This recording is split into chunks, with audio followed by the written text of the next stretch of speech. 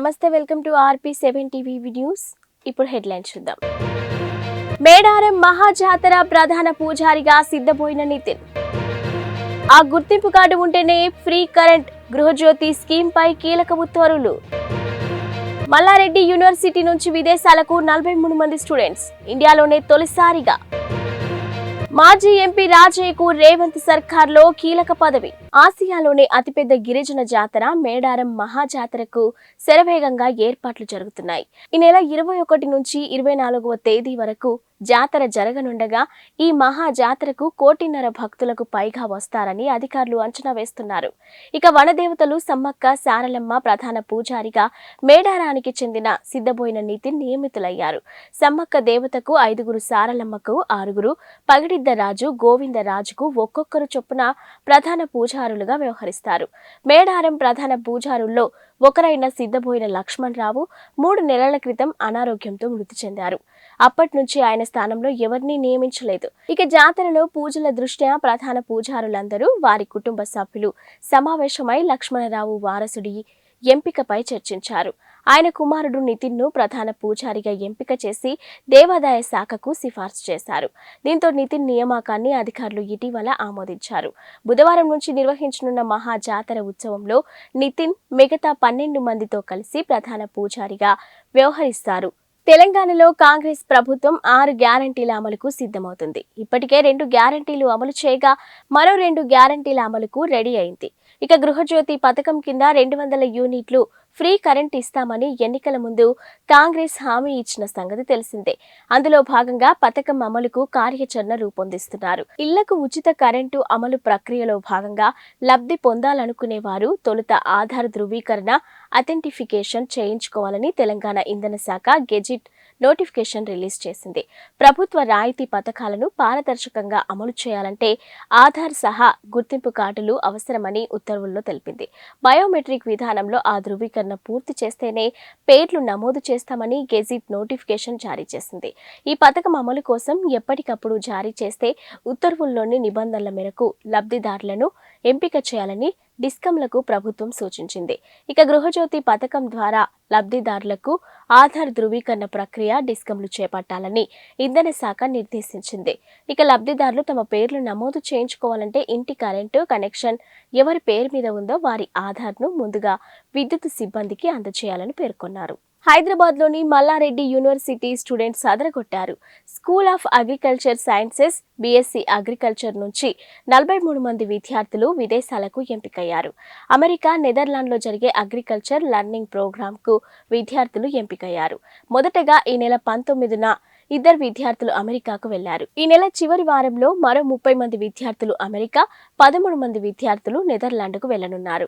ఇండియాలోనే తొలిసారిగా మల్లారెడ్డి యూనివర్సిటీ నుంచి అగ్రికల్చర్ విద్యార్థులు అమెరికా, నెదర్లాండ్ పంపినట్లు అగ్రికల్చర్ డీన్ డాక్టర్ రాజారెడ్డి వెల్లడించారు.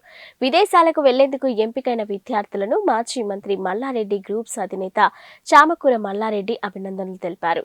అమెరికా, నెదర్లాండ్ వెళ్లే గొప్ప అవకాశం విద్యార్థులకు వచ్చిందన్నారు. ఈ అవకాశాన్ని సద్వినియోగం చేసుకోవాలని సూచించారు.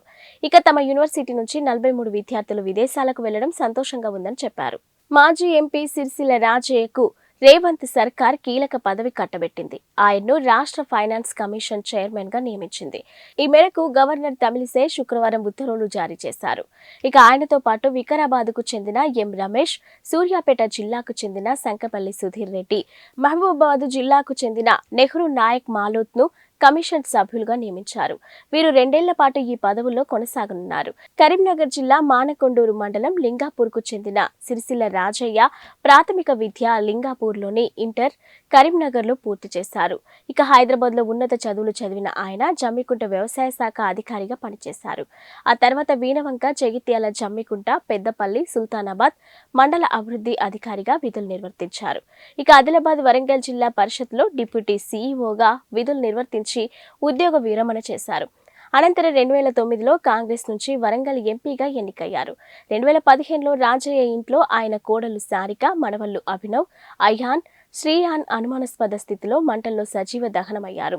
ఈ ఘటనపై అనుమానాస్పద మరణాలుగా కేసు నమోదు చేసుకున్న పోలీసులు సిరిసిల్ల రాజయ్య దంపతులతో పాటు సారిక భర్త ఇతర కుటుంబ సభ్యులను అరెస్టు చేసి వరంగల్ జైలుకు తరలించారు. ఆ తర్వాత వరంగల్ జిల్లా కోర్టు వారిని నిర్దోషులుగా తేల్చి తీర్పునిచ్చింది. రానున్న లోక్సభ ఎన్నికల్లో వరంగల్ నియోజకవర్గం నుంచి పోటీ చేయడానికి పార్టీ టికెట్ ఆశిస్తున్నారు. ఈ నేపథ్యంలోనే ఆయన్ను ఫైనాన్స్ కమిషన్ చైర్మన్ గా ప్రభుత్వం నియమించడం గమనార్హం. శ్రీకాళహస్తి పట్టణంలో కాపు సంక్షేమ శాఖ ఆధ్వర్యంలో శ్రీకృష్ణదేవరాయల జయంతి వేడుకలు ఘనంగా నిర్వహించారు. పట్టణ అధ్యక్షులు పసుపులేటి నవీన్ కుమార్ నేతృత్వంలోని కొత్తపేటలోని కార్గిల్ సెంటర్లో కృష్ణదేవరాయల జయంతి వేడుకలు నిర్వహించారు.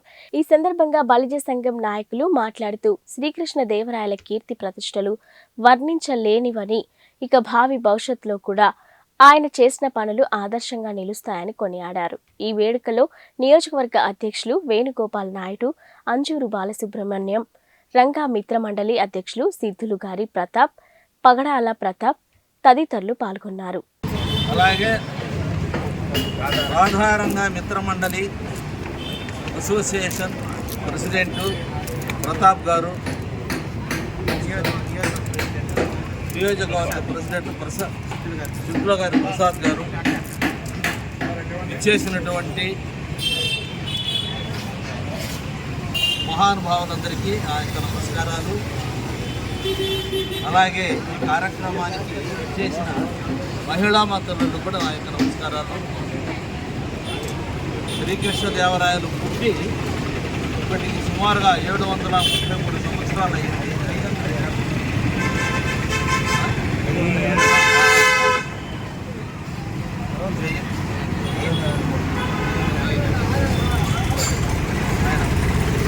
1489లో జన్మించాడు. ఆయన చిన్నప్పటి నుంచి యుద్ధ విద్యలో ఆరితేరాడు. సరే, తల్లిదండ్రులు గురువుల పెంపకంలో అన్ని విద్యలు నేర్చుకున్నాడు. కత్తిసాములో కానీ, మొల్ల యుద్ధంలో కానీ, ధనుర్విద్యలో కానీ, గుర్రపు స్వారీలో కానీ ఆయన మించిన వాళ్ళు లేరు. మహాశౌర్య పరాక్రమవంతుడు కృష్ణదేవరాయలు. 1509లో ఆయన పట్టాభిషేకం చేసుకున్నాడు. అక్కడి నుంచి సుమారుగా 20 సంవత్సరాలు 1529 సంవత్సరం వరకు ఆయన విజయనగర సామ్రాజ్యం ఒక్కటే పాలించాడు అనేది కాకుండా మన యొక్క దక్షిణాది రాష్ట్రాలైనటువంటి తమిళనాడు, ఆంధ్ర, ఈనాడు శ్రీకృష్ణదేవరాయ జయంతిని ఉద్దేశించి మన శ్రీకాళహస్తి కాపు సంక్షేమ సేన అలాగే ఎంతోమంది శ్రీకృష్ణదేవరాయల పరిపాలన గురించి కొంతమంది స్వచ్ఛందంగా ఈ కార్యక్రమానికి ఇచ్చేస్తున్నారు. కార్యక్రమాన్ని చాలా చక్కగా ఏర్పాటు చేసినటువంటి ఇక్కడ టీం అందరికీ కూడా అభినందన తెలియజేస్తున్నాం. శ్రీకృష్ణదేవరాయలు సుమారు మనకు 540 ఏళ్ళ ముందులో పరిపాలించినటువంటి దక్షిణ భారతదేశమే కాకుండా ఒరిస్సా, తమిళనాడు ఇవన్నీ దక్షిణ భారతదేశంలో ఏకఛత్రాధిపత్యంగా పరిపాలించినటువంటి మహాప్రభు, మహాచక్రవర్తి. ఆయన హిందుత్వం అంటే ఎక్కువ ఆయనకి ఇష్టం. దేవాలయాలకి ఎన్నో విరాళాలు ఇవ్వడం, దేవాలయాల అభివృద్ధి కోసం ఎన్నో అగ్రహార. మంచిర్యాల జిల్లా ప్రెస్ క్లబ్ లో నిర్వహించిన ప్రెస్ మీట్ లో యునైటెడ్ పాస్టర్స్ ఫెలోషిప్ జిల్లా కమిటీ అధ్యక్ష ప్రధాన కార్యదర్శులు ప్రెస్ మీట్ నిర్వహించారు. ఈ సందర్భంగా వారు మాట్లాడుతూ భారతదేశం లౌకిక దేశమని, దేశంలో ఎవరికి నచ్చిన మతాన్ని వారు స్వీకరించే స్వేచ్ఛ ఉంది అని తెలిపారు. కానీ కొన్ని అల్లరి మూకలు చర్చిలపై, క్రైస్తవులపై దాడి చేయటాన్ని తీవ్రంగా ఖండిస్తున్నామని అన్నారు. దాడికి పాల్పడిన దుండగులపై వెంటనే కఠిన చర్యలు తీసుకోవాలని డిమాండ్ చేశారు. లేని పక్షంలో మంచిర్యాల జిల్లా యునైటెడ్ పాస్టర్స్ ఫెలోషిప్ జిల్లా కమిటీ ఆధ్వర్యంలో తదుపరి కార్యాచరణ ఏర్పాటు చేసుకుంటామని తెలియజేశారు. ప్రశాంతంగా ఉన్న జన్వాడ అనే గ్రామంలో కొన్ని అల్లరి మూకలు చర్చిపై దాడి జరిపి చర్చికి చెందిన విశ్వాసులపై దౌర్జన్యంగా దాడి చేయడం దారుణమని అన్నారు. రంగారెడ్డి జిల్లా జన్వాడ గ్రామంలో కొన్ని అల్లరి మూకలు క్రైస్తవ ప్రార్థనా మందిరం మీద మా సహోదరులు క్రైస్తవులు మందిరంలో చర్చిలో ప్రార్థనలు నిర్వహించుకుంటున్నట్లు ఉంటున్న సందర్భంలో కొన్ని అల్లర్ములు సుమారుగా 200 మంది వరకు కొన్ని అల్లర్ముక్కులు ఆ చర్చి మీద దాడి చేసి అమాయకులను గాయపరిచి అక్కడ ఉన్నటువంటి శాంతిపూర్వక వాతావరణాన్ని వాళ్ళు భంగం కలిగించారు. అదేవిధంగా చర్చిలో ప్రార్థన చేసుకున్న వారి మీద దాడి చేసి వారికి గాయాలయ్యే విధంగా చంపడానికి ప్రయత్నం చేశారు.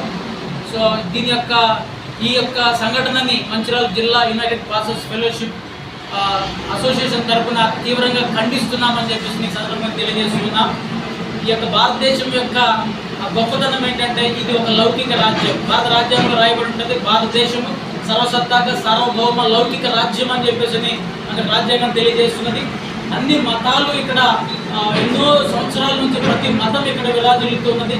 కానీ కొన్ని అల్లరిమూకలు ఈ యొక్క గడిచిన కొంతకాలం నుంచి విపరీతంగా అల్లరిమూకలు తయారైపోయి కొన్ని మత మందిరాల మీద కొంతమంది క్రైస్తవుల మీద దాడులు చేస్తూ వారు పబ్బం గడుపుకుంటున్నారు, పైశాచిక ఆనందాన్ని పొందుతున్నారు. దీన్ని తీవ్రంగా ఖండిస్తూ ఉన్నాం.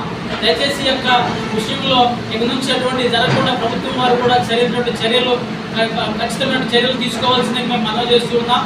ముఖ్యంగా ఎక్కడైనా సరే క్రైస్తవ మందిరాల మీద ఇప్పుడు దాడులు జరగకుండా ప్రభుత్వము కట్టుదిట్టమైనటువంటి చర్యలు తీసుకోవాల్సిందిగా మేము మనవి చేస్తున్నాం. అంతే మాత్రమే కాదు, అక్కడ ఉన్నటువంటి క్రైస్తవులకు ఈ మా జిల్లా నుంచి సంఘీభావం తెలియజేస్తూ ఉన్నాం. అదేవిధంగా వారి కొరకు మేము ప్రార్థనలు చేస్తూ ఉన్నాం. ముఖ్యంగా గమనించాల్సిన విషయం ఏంటంటే క్రైస్తవుల్ని అణిచివేయాలని చెప్పేసి అనుకుంటే అది సాధ్యపడేటువంటిది కాదు. మొదటి శతాబ్దం నుంచి కూడా ఎంతోమంది ప్రయత్నం చేశారు, కానీ అది విస్తరిస్తూనే ఉన్నది. కనుక క్రైస్తవుల జోలికి ఎవరో రావద్దని చెప్పేసి హెచ్చరిస్తూ ఉన్నాం. ఇక ముందు ఇటువంటి దాడులు జరిగితే ఊరుకునేది లేదు. మేము కూడా తిరిగి మా యొక్క సత్తా ఏంటిదో తెలియజేస్తామని చెప్పేసి నేను మీకు ఈ సందర్భంగా ఈ ప్రెస్ మీట్ సందర్భంగా తెలియజేస్తున్నాం. కనుక దయచేసి శాంతిపూర్వకంగా అందరము కొనసాగుదాం. ఈ యొక్క దేశంలో అనేకమైన మతాలు ఉన్నాయి. మన మతాన్ని మనం అవలంబిద్దాం, వేరే మతాన్ని గౌరవిద్దాం. కనుక పరమతం మీద ద్వేషము, ఆ భావము, ఆ ద్వేషము, ఆ యొక్క కక్ష అనేటువంటి వాతావరణాన్ని వదిలిపెట్టాలని చెప్పేసి మనం చేస్తున్నాం. రోడ్డు వేసే బాధ్యత గ్రామ పంచాయతీది, అదేవిధంగా మండలం వారు తీసుకుంటారు. కనుక ఆ యొక్క గ్రామ పంచాయతీలు మీరు ఏమన్నా ఒక సమస్య ఉంటే గ్రామ పంచాయతీ అధికారులకు తెలియజేసుకోవాలి, కానీ కేవలం ఒక ప్రార్థనా మందిరాన్ని లక్ష్యంగా చేసుకొని ఇటువంటి దాడులు చేయడం సరైనది కాదని చెప్పేసి తెలియజేస్తున్నాను. అదేవిధంగా వారిని 2024 ఎన్నికలకు సిద్ధంగా ఉన్నాం. ఎమ్మెల్యే రాచమల్లు 3వ రోజు ఎన్నికల ప్రచారం చేస్తున్నాం. ఇక ప్రజల నుండి విశేషమైన స్పందన లభిస్తుంది. దర్శల భాస్కర్ వార్డులో ఈ రోజు ప్రతి గడప తిరుగుతున్నాం. ప్రజల నుండి జగన్ సంపూర్ణమైన మద్దతు ఉంది. ఇక లంచగొండి లేకుండా ప్రజలకు సంక్షేమ పథకాలు అందిస్తున్న ప్రభుత్వం వైసీపీ అని. ఇక గతంలో ఎన్నికలంటే మద్యం, బిర్యానీ, డబ్బులు ఉండేది. కానీ ఈ రోజు అలాంటి పరిస్థితి లేదు. రాజకీయం అంటే ప్రజాసేవ, పేదరిక నిర్మూలనకు వైసీపీ రాజకీయం. ఎక్కడికి పోయినా మా జగన్ నాయకత్వానికి ఓటు వేయండి అని చెప్పుకునే రోజు మాది. 100% మహిళలు జగన్ కు మద్దతుగా నిలబడుతున్నారు. మా నాయకుని సంక్షేమంపై ప్రజలకు దగ్గరగా తీసుకువెళ్తున్న దర్శల భాస్కర్ ను అభినందిస్తున్నాం. ఇక 30 లక్షలతో శ్మశాన వాటిక, రజక సోదరులకు ధోబీఘాట్ 20 లక్షలతో నిర్మించాం. 1,20 లక్షలతో రోడ్లు, కాలువలు నిర్మించాం. స్థానిక నాయకత్వాన్ని అభినందిస్తున్న వైసీపీ ఫ్యాన్ గుర్తుపై ఓటు వేసి గెలిపించండి.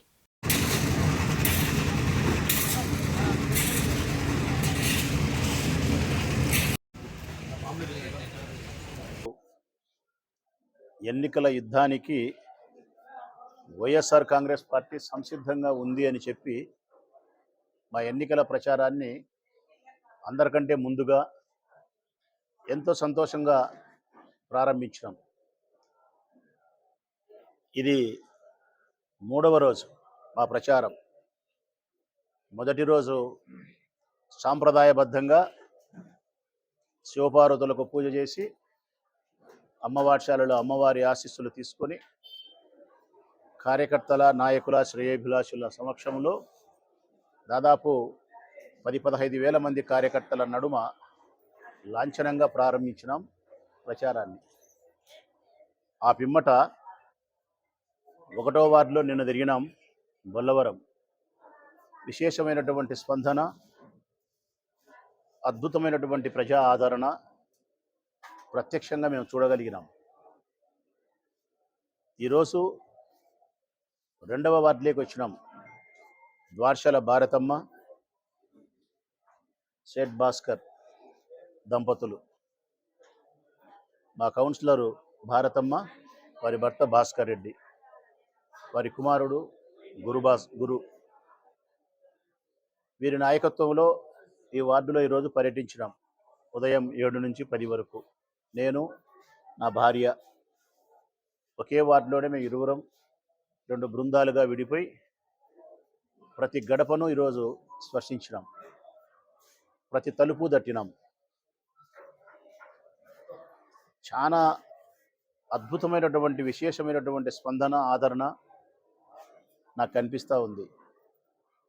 ఎక్కడ ఏ ఇంటి దగ్గరికి పోయినా కూడా చిరునవ్వుతో ఆహ్వానిస్తూ ఉన్నారు.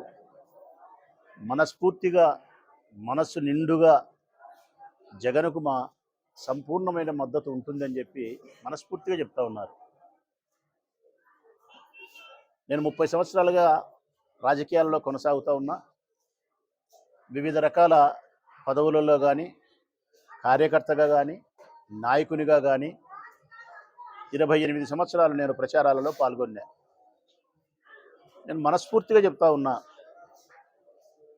ఒక మంచి నాయకుడు, ప్రజల కోసం పరితపించే నాయకుడు, అది కూడా ముఖ్యంగా వివక్షత లేకుండా, లంచగొండితనం లేకుండా ప్రజలకు సహకారాన్ని, సహాయాన్ని, సంక్షేమాన్ని అందించే నాయకుడే గన నిజంగా ప్రజలకు తారసపడితే ఇట్టనే ఉంటుందేమో ఆదరణ, స్పందన అనిపిస్తుంది నాకు.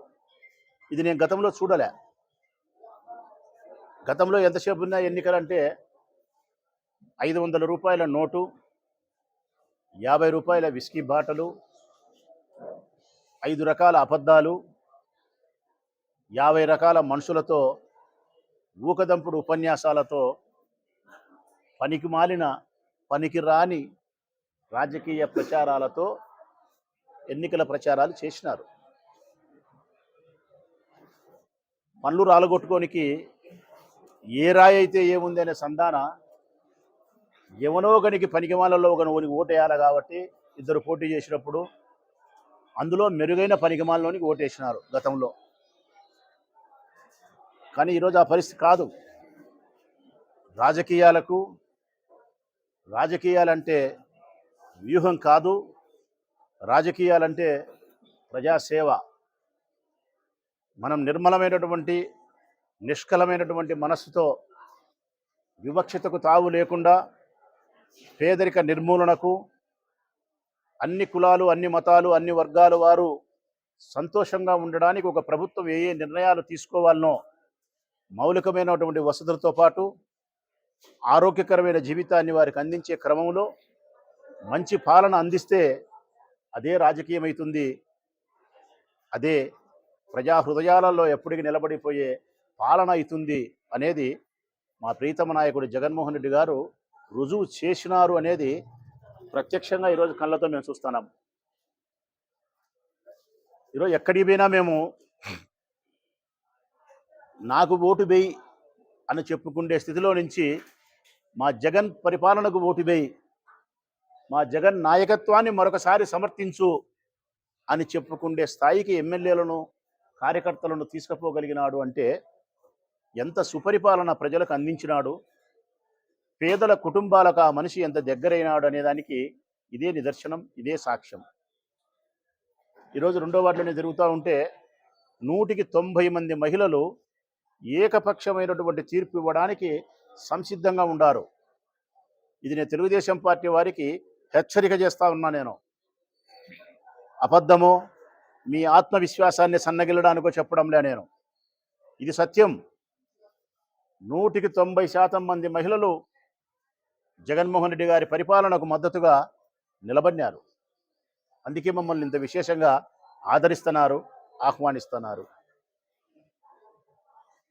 శాస్త్రి నగర్లో కానీ, బుడాయిపల్లిలో కానీ, టీబీ రోడ్డు మెయిన్ రోడ్డు అమ్మడు కానీ ఎక్కడ తిరిగినా కూడా నా హృదయానికి కానీ, నా శరీరానికి కానీ అలసట కాలే. నా శరీరానికి కానీ, నా హృదయానికి కానీ అత్యంత సంతోషాన్ని ఇచ్చే విధంగా ఈ ప్రచారం సాగుతూ ఉంది. దీనికి కారణం జగన్మోహన్ రెడ్డి గారి పరిపాలన, స్థానిక నాయకత్వం యొక్క గొప్పతనం. స్థానిక నాయకత్వాన్ని కూడా నేను మనస్ఫూర్తిగా అభినందిస్తూ ఉన్నా. ఈ రోజు తాడిపత్రి 34వ వార్డులో నివసించే షేక్ మహబూబ్ బాషా, షేక్ నజియా 5వ తరగతి చదువుతున్న పిల్లలు గత 9 సంవత్సరాల క్రితం అనారోగ్యంతో తండ్రి చనిపోయాడు. సంవత్సరం క్రితం అనారోగ్యంతో తల్లి కూడా చనిపోయింది. వారు ఇప్పుడు అమ్మమ్మ షేక్ బీబీ జాన్ దగ్గర నివాసం ఉంటున్నారు. వారి అమ్మమ్మ కూడా చాలా పేదరికంలో ఉన్నారు. చిన్న అంగడి పెట్టుకుని జీవిస్తున్నారు. టీడీపీ కౌన్సిలర్ జింకా లక్ష్మీదేవి మరియు జై గురు రామకృష్ణారెడ్డి ద్వారా విషయం తెలుసుకున్న టీడీపీ నాయకుడు ఉమ్మడి గురుప్రసాద్, సేవా ట్రస్ట్ చైర్మన్ ఉమ్మడి గురుప్రసాద్ రెడ్డి 5,000 రూపాయలు, జై గురు రామకృష్ణారెడ్డి 2,000 రూపాయలు, మొత్తం 7,000 రూపాయలు వారి ఇంటి వద్దకే వెళ్లి పిల్లల అమ్మమ్మకు శనివారం ఇవ్వడం జరిగింది. ఈ కార్యక్రమంలో టీడీపీ నాయకుడు నాగేశ్వర్ రెడ్డి, ట్రస్ట్ సభ్యులు హుస్సేన్ భాషా, రంగ నాయకులు గంపిరెడ్డి, మహమ్మద్ హుస్సేన్ తదితరులు పాల్గొన్నారు.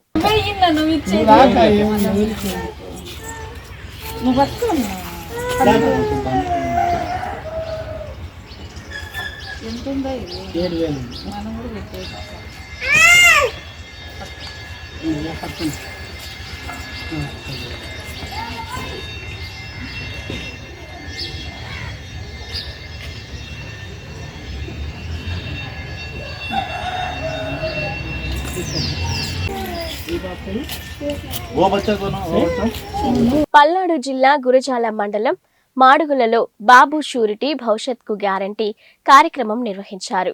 ఈ కార్యక్రమంలో పాల్గొన్న మాజీ ఎమ్మెల్యే ఎరపతినేని శ్రీనివాసరావు రాష్ట్ర వ్యాప్తంగా సూపర్ 6 పథకాలను టీడీపీ జనసేన కలిసి ఉమ్మడిగా అమలు చేస్తాయని తెలిపారు. సైకో జగన్ ముఖ్యమంత్రి అయిన తర్వాత దళితులు, బీసీలు, మైనార్టీలపై దాడులు జరుగుతున్నాయని ఆరోపించారు. వైసీపీ ప్రభుత్వం అధికారంలోకి వచ్చిన తర్వాత 11 మంది టీడీపీ కార్యకర్తలను హత్య చేసిందని ఘాటుగా విమర్శలు చేశారు.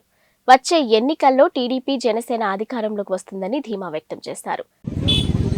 బాబు షూరిటీ భవిష్యత్తుకు గ్యారంటీ కార్యక్రమాన్ని మనం ఈరోజు రేపు 2 రోజుల పాటు 16, 17 తారీఖులో నిర్వహించుకుంటా ఉన్నాం. రాష్ట్ర వ్యాప్తంగా సూపర్ 6 పథకాలు, ఈ పథకాలని తెలుగుదేశం పార్టీ, జనసేన పార్టీ 2 పార్టీలు కలిసి ఉమ్మడిగా ప్రజల్లోకి మేనిఫెస్టోని తీసుకెళ్ళి రాబోయే ఎన్నికలకి సమాయత్తం చేసే దిశగా కూడా ఈ కార్యక్రమం రాష్ట్ర వ్యాప్తంగా జరుగుతుంది. దానిలో భాగంగా గురజాల నియోజకవర్గంలో కూడా దాదాపు 75,000 ఇళ్ళు మనం ఈరోజు ఈ కార్యక్రమాన్ని కంప్లీట్ చేసుకొని రాష్ట్రంలో 3వ స్థానంలో మనం ఈ కార్యక్రమంలో ఉన్నాం. గతంలో కూడా చూస్తే సభ్యత కార్యక్రమంలో కూడా స్టేట్ 2nd ర్యాంకులో గురజాల నియోజకవర్గం వచ్చింది. తెలుగుదేశం ఈరోజు జనసేన అధికారంలోకి రావడానికి చారిత్రాత్మక అవసరం ఈరోజు ప్రజలు గుర్తించారు. 2019లో అలవిగాన హామీలు ఇచ్చి అధికారంలోకి వచ్చిన వైఎస్ఆర్ కాంగ్రెస్ పార్టీ ఈ సైకో జగన్మోహన్ రెడ్డి ముఖ్యమంత్రి అయిన తర్వాత దళితులపై, బీసీలపై, అదేవిధంగా మైనార్టీలపై, ఎస్టీలపై, కాపులపై, అన్ని కులాలపై కూడా దాడులు చేయించి హత్య రాజకీయాలు చేశారు. ఈరోజు కాసు మహేష్ రెడ్డి ఈ నియోజకవర్గంలో ఎమ్మెల్యే అయిన తర్వాత 2019లో 11 మంది తెలుగుదేశం పార్టీ కార్యకర్తలను చంపారు. 8 మంది వీళ్ళు చేసిన అక్రమమైన గుంతలో పడి చనిపోయారు. దాంట్లో ఈ మండలంలో కూడా దోమతోటి విక్రమ్, అమ్మాపురం దళితులను కూడా చంపారు. ఈరోజు ఈ గ్రామం తీసుకుంటే రంగురాళ్ల కుంభకోణం, భూ కుంభకోణం, మట్టి కుంభకోణం, భూముల కుంభకోణం, ఒక కుంభకోణం కాదు ఈ గ్రామంలో. తెలుగుదేశం పార్టీ నేను ఎమ్మెల్యేగా ఉన్నప్పుడు ఈ గ్రామాన్ని దత్తత తీసుకున్నాం. దాదాపు 15 కోట్ల రూపాయలతో సోషల్ వెల్ఫేర్ స్కూల్ కట్టించాం బ్రహ్మాండంగా. అదేవిధంగా పంచాయతీ ఆఫీసు కట్టించాం, సిమెంట్ రోడ్లు వేసాం, డ్రింకింగ్ వాటర్ ఇచ్చాం, కరెంటు ఇచ్చాం. 94లో నేను ఎమ్మెల్యే అయినప్పుడు పిఎస్సి హాస్పిటల్లో మనం కొత్త భవనాన్ని మనం కట్టాం, పట్టాలు ఇచ్చాం, బుగ్గబాగు ద్వారా పైప్ లైన్ కూడా వేసి నీళ్లు కూడా ఇచ్చాం. కానీ అభివృద్ధి చేసింది తెలుగుదేశం పార్టీ, అరాచకం చేసింది వైఎస్ఆర్ కాంగ్రెస్ పార్టీ మాడుగుల గ్రామాల్లో. చివరికి వాళ్ళ పార్టీకి చెందిన వ్యక్తినే రంగురాల కుంభకోణంలో చంపుకున్న పరిస్థితి వచ్చారు ఈ గ్రామంలో. సో నేననేది కూడా ఒకటే, అరాచకాలకి అడ్డగా మారింది వైఎస్ఆర్ కాంగ్రెస్ పార్టీ. నిన్న కూడా మీరు చూస్తే దుర్గ మండలం జంగమేశ్వరపాడులో ఇంకా 2 నెలలు ఎన్నికలు పెట్టుకొని అక్కడ బీసీ కులానికి చెందిన తెలుగుదేశం పార్టీ నాయకులు దారుణంగా కొట్టారు, అంతకుముందు ఇద్దరిని చంపారు. సో గురజాల మాచర్లలో తెలుగుదేశం ఓటర్లని భయభ్రాంతులను గురి చేసి ఎన్నికలు జరుపుకోవాలని ఒక ఆలోచనతోని వీళ్ళు ఉన్నారు. వీళ్ళ ఆటలు సాగనివ్వ గుర్తుపెట్టుకోండి. ఇన్ని రోజులు మేము భరించాం, ఇంకో 2 నెలలు భరిస్తాం. కానీ వచ్చేది ఉమ్మడి ప్రభుత్వం వచ్చింది. మీరు ఈ అరాచకాలకి భారీ మూల్యం చెల్లించాల్సిన పరిస్థితులు రాబోయే రోజుల్లో మా ప్రభుత్వం వచ్చిన తర్వాత ఉంటాయన్న సంగతి కూడా నేను వైసీపీ నాయకుల్ని హెచ్చరిస్తా ఉన్నాను. దీనికి ఒత్తాస పలికే పోలీసు అధికారులు కూడా ఆలోచించుకోవాల్సిన అవసరం ఉంది. ఇంటికి పోయే ప్రభుత్వాన్ని మీరు సమర్థిస్తే మీరు కూడా సర్వీసులో అనేక రకాల ఇబ్బందులు కూడా ఎదుర్కోవాల్సి వచ్చింది. అందుకే నేను తెలుగుదేశం శ్రేణులందరికీ కూడా ఒకటే చెప్తున్నాను, ఇంకా 53 రోజులు మాత్రమే ఎన్నికల టైం ఉంది, 2 నెలల టైం కూడా లేదు. ఈ 53 రోజులు తెలుగుదేశం పార్టీ కార్యకర్తలు, జనసేన పార్టీ కార్యకర్తలు, నాయకులు సంయుక్తంగా కష్టపడి పనిచేస్తే వచ్చేది 2 పార్టీల సంయుక్త ప్రభుత్వం మరి ఏర్పాటు చేస్తుంది. కాబట్టి కష్టపడ్డ ప్రతి కార్యకర్తను కూడా గుర్తుపెట్టుకొని అందరికీ కూడా న్యాయం చేస్తాం. గ్రామాల అభివృద్ధి ధ్యేయంగా కూడా 2 పార్టీలు కూడా రాబోయే వైసీపీ ఎంపీ విజయసాయిరెడ్డి వ్యాఖ్యలను ఎమ్మెల్సీ పంచుమర్తి అనురాధ ఖండించారు. గుంటూరు జిల్లా గుండిమెడలో ఎంపీ విజయసాయిరెడ్డి, గంజి చిరంజీవి ఆధ్వర్యంలో యథేచ్ఛగా ఇసుక ఆక్రమణ రవాణా కొనసాగుతుందని ఆరోపించారు. మంగళగిరిలో చిల్లర దొంగ అంటే అందరికీ తెలుసన్నారు. ప్రజా సమస్యలు తెలియని శిరోమణి లోకల్ నాన్ లోకల్ గురించి మాట్లాడడం విడ్డూరంగా ఉందని విమర్శించారు. విజయసాయిరెడ్డి అండతో ఇష్టం వచ్చినట్టు మాట్లాడితే సహించమని హెచ్చరించారు. దొంగలు ఊళ్ళు పంచుకున్నట్లు వైసీపీ దొంగలంతా విశాఖని వాటాలేసుకొని దోచేశారు. అందులో గజ దొంగ ఈ రాబందు విజయసాయిరెడ్డి. విశాఖ నుంచి తరిమేస్తే ఆ గద్దలన్నీ మంగళగిరికి వచ్చి వాలాయి. ఈ రాబందు విజయసాయిరెడ్డి ఇతని కన్ను పానకాల స్వామి భూములపై పడింది, దేవాదాయ భూములపైన పడింది, పేదల భూములపైన పడింది, రైతుల భూములపైన పడింది. ఈ రాబందు ఈ భూములన్నిటి మీద కన్నేశారు అనే విషయం మంగళగిరి వాస్తవ్యులందరూ కూడా గమనించుకోవాలి అని చెప్పి ఈ సందర్భంగా నేను మనవి చేస్తా ఉన్నా. బహుపరాక్ ఎస్సీ ఎస్టీ ముస్లిమ్స్, బీసీలు, చేనేతలు, మైనారిటీలు అందరూ కూడా బహుపరాక్ అని చెప్పి ఈ సందర్భంగా మిమ్మల్ని అందరినీ కూడా అలర్ట్ చేస్తూ ఉన్నాం.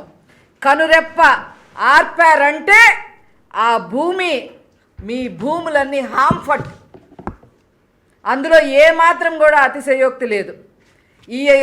ఈ భూములన్నీ ఆంఫట్ చెయ్యడానికి, దోచెయ్యడానికి ఈ గజ దొంగ చిల్లర దొంగల్ని వెంటేసుకొని తిరుగుతూ ఉన్నాడు. దానికి సాక్ష్యాలు కూడా మేము చెప్తాం. అప్పుడే ఇసుక మాఫియా మొదలు పెట్టేశాడు. ఆ దొంగ ఎవరో, ఆ చిల్లర దొంగ ఎవరో మీ అందరికీ తెలుసు. గంజి గుండిమేడులో అలాగే పెదకొండూరులో ఇసుక మాఫియా యథేచ్ఛగా జరుగుతూ ఉందనే విషయం మీ అందరికీ కూడా తెలుసు. ఈ ఇసుక దోపిడీలో తాడేపల్లి ప్యాలెస్ వాటా ఎంత, విజయసాయిరెడ్డి వాటా ఎంత, ఈ చిల్లర దొంగ వాటా ఎంత అని చెప్పి మేము అడుగుతూ ఉన్నాం. చిల్లర దొంగ అని మేము ఎందుకు పేరు పెట్టాము అని అంటే, ఈ మంగళగిరి వాస్తవ్యులందరికీ కూడా అతను ఏం చేశాడో ప్రతి ఒక్కరికి కూడా తెలుసు. పేదల కోసం నారా చంద్రబాబు నాయుడు గారు టిట్కో ఇళ్ళు మంగళగిరిలో మరి తెలుగుదేశం పార్టీ లేనప్పటికీ కూడా ఆనాడు టిట్కోటిల్లు శాంక్షన్ చేస్తే 1700 టిక్టో ఇళ్ళకి ఎంతెంత వసూలు చేశారో ఈ చిల్లర దొంగ, ఎన్ని వేలు లంచాల కింద తీసుకున్నారో మీ అందరికీ కూడా తెలుసు. అంతేకాదు దుగ్గిరాల యాడ్ చైర్మన్ పదవి కోసం పల్నాడు జిల్లా సత్తెనపల్లి యూత్ కాంగ్రెస్ అధ్యక్షుడు లక్కరాజు రామారావు ఆధ్వర్యంలో వైసీపీ మంత్రులకు వినతి పత్రాలు అందజేశారు. ఇందులో భాగంగానే మంత్రి అంబటి కార్యాలయానికి వెళ్లినట్లు చెప్పారు. అంబటి అనుచరులు పోలీసులు అడ్డుకొని దాడికి పాల్పడ్డారని ఆరోపించారు. ప్రతి సంవత్సరం జాబ్ క్యాలెండర్ ఇస్తానన్న ముఖ్యమంత్రి ఎందుకు ఇవ్వలేదని ప్రశ్నించారు. 30,000 పోస్టులతో మెగా డిఎస్సి నోటిఫికేషన్ ఇవ్వాలని డిమాండ్ చేస్తున్నామని పేర్కొన్నారు.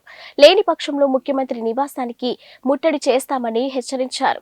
అమలు చేస్తేనే నేను ఈ రాష్ట్రంలో ఓట్లు అడుగుతానని చెప్పినటువంటి జగన్మోహన్ రెడ్డి గారి మాట తప్పిన విధానాన్ని ప్రశ్నిస్తూ మెగా డిఎస్సిలో అన్ని ఖాళీల్ని భర్తీ చేయాలని యువజన కాంగ్రెస్ రాష్ట్ర కమిటీ నేతృత్వంలో దాదాపుగా ఈ రాష్ట్రంలో ఉన్నటువంటి మంత్రులందరినీ కలిసి వినతి పత్రాలు ఇస్తూ వాళ్ళకి సంబంధించినటువంటి అంశాలని మరి మంత్రుల దగ్గర ప్రస్తావిస్తూ మీరు ఈ విషయంలో మీ మాట తప్పకూడదు, నిరుద్యోగులకి న్యాయం చేయాలని డిమాండ్ చేస్తూ యూత్ కాంగ్రెస్ ఈ రోజున పల్నాడు జిల్లాలో అంబటి రాంబాబు గారి ఇంటి దగ్గరికి వెళ్ళిన సందర్భంలో ఆయన ముఖ్య అనుచరులుగా ఉన్నటువంటి కొంతమంది రౌడీలుగా వ్యవహరించి వీళ్ళ మీద దాడి చేసి వారితో పాటు స్థానిక పోలీసులు కూడా కుమ్మక్కయ్యి అత్యంత నీచంగా కిరాతకంగా యువజన కాంగ్రెస్ కార్యకర్తల్ని నాయకుల్ని కూడా ఒక పశువుల కంటే హీనంగా ఈడ్చుకెళ్ళి పోలీస్ స్టేషన్లో పడేసేటువంటి సందర్భాన్ని కాంగ్రెస్ పార్టీ ఆంధ్రప్రదేశ్ కాంగ్రెస్ కమిటీ తరఫున ఖండిస్తూ ఉన్నాం. ఈ సందర్భంగా ప్రభుత్వంలో ఉన్నటువంటి నాయకులకి ముఖ్యంగా జగన్మోహన్ రెడ్డి గారికి హెచ్చరిక చేస్తూ ఉన్నాం. నిరుద్యోగులతోటి నువ్వు ఆటలాడుతున్నావు, నువ్వు వాగ్దానం చేసినట్లుగా చంద్రబాబు నాయుడు గారు ఉన్నప్పుడు నేను మొత్తం పూర్తి చేస్తానని చెప్పి ఆ రోజు మోసం చేసి వాళ్ళందరినీ కూడా మభ్య పెట్టావు. ఈ రోజు వరకు డిఎస్సి సంబంధించినటువంటి నోటిఫికేషన్ లేదు. నిన్నటి రోజున వన్ వీక్ లోపే విద్యాశాఖ మంత్రి గారి పేరుతోటి ఒక ప్రెస్ మీట్ పెట్టి 6,500 పోస్టులు మేము రిలీజ్ చేస్తామని చెప్పడం జరిగింది. ఇది అత్యంత మోసపూరితం, అత్యంత దుర్మార్గమైనటువంటి వ్యవహారం. ఈ విషయాన్ని ప్రజల దృష్టికి, ప్రభుత్వం దృష్టికి తీసుకెళ్లడం కోసం బాధ్యత కలిగిన యువజన కాంగ్రెస్ అఖిల భారత స్థాయి నాయకత్వం యొక్క మార్గదర్శకత్వంలో మా రాష్ట్ర అధ్యక్షురాలైనటువంటి షర్మిల గారి నాయకత్వంలో వారు ఈ రోజున ఈ కార్యక్రమం స్వీకరిస్తే, ఆ కార్యక్రమంలో అంబటి రాంబాబు గారు మంత్రిగా ఉండి గతంలో యువజన విభాగానికి జిల్లా అధ్యక్షుడిగా పనిచేసినటువంటి ఆయన ఈ పార్టీ ద్వారా ఎమ్మెల్యేగా అనేక పదవులు పొంది ఈ రోజున ఆయన అనుచరులు కాంగ్రెస్ పార్టీ యువకులైనటువంటి ఇవి ఇప్పటివరకున్న బులెటిన్ అప్డేట్స్.